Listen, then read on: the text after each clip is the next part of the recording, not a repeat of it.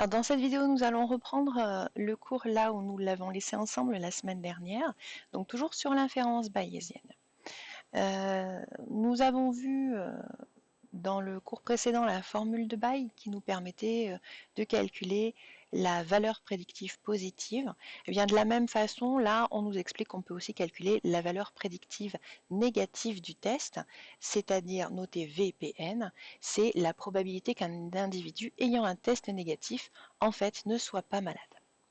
Alors l'idée, c'est qu'en fait, en fonction de la valeur de la prévalence, c'est-à-dire le taux réel de malades dans la population, eh bien vous allez voir que les valeurs prédictives positives et négatives changent fortement. Nous, dans notre exemple, on avait une prévalence de 0,1%, ce qu'on considérait être une maladie rare.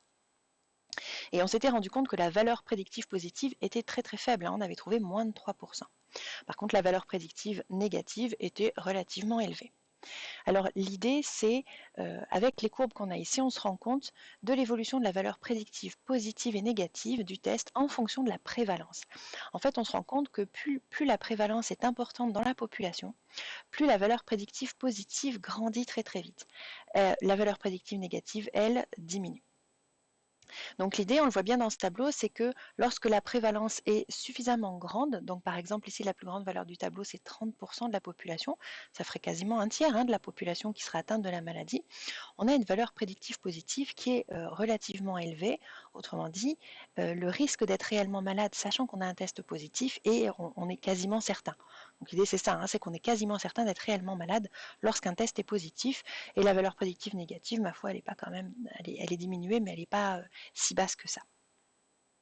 Donc on lit ensemble, on constate que quand la prévalence augmente, la valeur prédictive positive augmente, mais qu'en cas de maladie rare, donc les faibles valeurs de la prévalence, la valeur prédictive négative est élevée, c'est ce qu'on a vu là, alors que la valeur prédictive positive, elle est faible.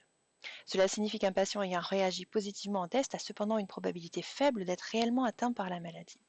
En revanche, il y a de fortes chances qu'un patient ayant réagi négativement ne soit en fait pas malade. Donc si la prévalence de la maladie est de 0,1%, comme dans notre exemple dans la population générale, de 1% dans la clientèle d'un généraliste et de 5% dans celle d'un spécialiste, le tableau indique que l'utilisation systématique du test a une bonne valeur diagnostique pour le spécialiste. Autrement dit, lorsqu'on pense avoir une maladie, en gros, il vaut mieux aller voir un spécialiste qu'un généraliste.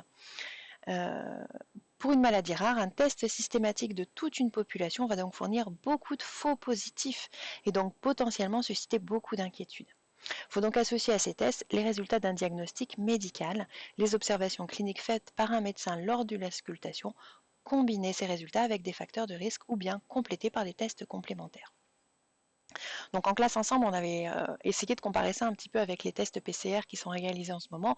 Vous vous rendez bien compte qu'on n'est pas du tout dans la même situation, puisqu'en fait, la prévalence de la maladie, malheureusement, elle est beaucoup plus élevée que 0,1%. Alors, la suite du cours sera faite la semaine prochaine, donc en tout cas pour aujourd'hui, on arrête là.